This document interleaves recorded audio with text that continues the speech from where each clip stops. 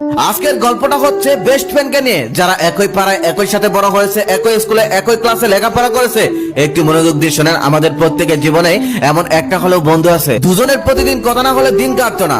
যে যেখানেই থাকুক না কেন, সারাদিনের সিক্রেট কথাগুলো শেয়ার না করতে পারলে তাদের রাতে ঘুমিয়ে আসতো না। এভাবেই তাদের বন্ধুত্ব 10টি বছর কেটে গেল। আর একটি বন্ধু 10 বছর টিকে থাকা এটা কোনো সহজ কথা নয়। তাদের দুজনের মধ্যে একজনের নাম সিধু, যে ছিল হিন্দু, আরেকজন হলো আদি, যে হলো মুসলিম। তারা দুজন ধর্মীয় দিক থেকে ভিন্ন হলেও তাদের বন্ধুত্বের মধ্যে এটা নিয়ে কোনো প্রভাব ছিল না। তারা একই সাথে কলেজে উঠলো আর একই কলেজে ভর্তি হলো। বলে রাখা ভালো, সিধু ছিল একটু শান্ত স্বভাবের, লজ্জার ভাবটা একটু বেশি ছিল তার। আদি আবার ছিল এদিকে বিপরীত, খুবই চালাক। সে খুব সহজেই সে যে কারোর সাথে মিশে যেতে পারতো। কলেজ জীবনে আদি একটা মেয়ের সাথে সম্পর্কে জড়িয়ে পড়ে। আদি মেয়েটাকে অনেক ভালোবাসতো, তবে মেয়েটা আদিকে ভালোবাসতো না, আদির সাথে শুধু টাইম পাস করতো। সিধু একটু বোকা টাইপের হলেও মেয়েটা যে ভালো না এটা সে খুব ভালোভাবেই জানতো, কিন্তু আদি তাকে অনেক ভালোবাসতো বলে এই ব্যাপারে সে কখনোই কিছু বলতো না। একদিন বিকেল বেলা সিধু দেখতে পেল সেই মেয়েটি একটি পার্কে অন্য একটি ছেলের সাথে হাত ধরে বসে আছে। এমন ভাবে বসে আছে দেখেই মনে হচ্ছে ওখানে স্বামী স্ত্রী বসে আছে। তারপর সিধু দৌড়ে চলে গেল আদির বাসায়, আর সেখানে যাওয়ার পর সমস্ত ঘটনা খুলে বললো। সমস্ত ঘটনা শুনে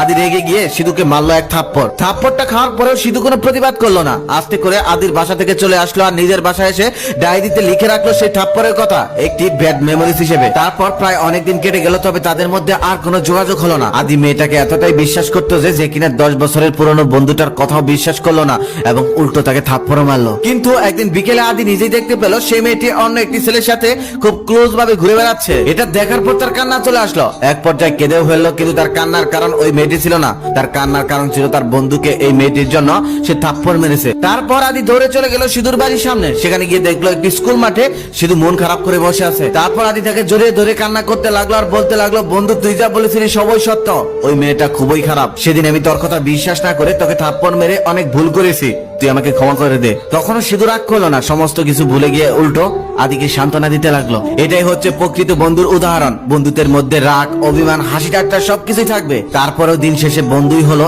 একে অপরের খুব ভালো সঙ্গী। জীবনে চলার পথে অনেক মানুষের সাথে পরিচয় হয়, অনেকের সাথে বন্ধুত্বের সম্পর্ক হয়, তবে আমি মনে করি পৃথিবীর সব থেকে ভালো বন্ধু হলো বাল্যকালে সে একসাথে বড় হওয়ার বন্ধুগুলো, যারা তোমার মনের খবর জানে, যারা তোমার পছন্দ অপছন্দ জানে, যারা খুব ভালোভাবে জানে তুমি কিতে বেশি খুশি হও, যারা খুব ভালোভাবে জানে তুমি কিতে অনেক বেশি রেগে যাও, যারা জানে শৈশবে তোমার দুর্বলতার কথা, যারা জানে জীবনের প্রথম তুমি কোথায় কার কাছে পেয়েছিলে ব্যথা, যারা তোমার সোনালী দিনগুলো সাক্ষী, তারা হলো তোমার বাল্যকালের বন্ধু। আম চুরি, জাম চুরি, কাঁঠাল চুরি, লিচু চুরি, কত চুরির খবরই না জানে তারা। সেই দিনগুলো আজও মাঝরাতে মনে পড়ে সেই পুরনো বন্ধুগুলোর কথা, যাদের সাথে সময়ের কোনো পরিকল্পনা ছিল না।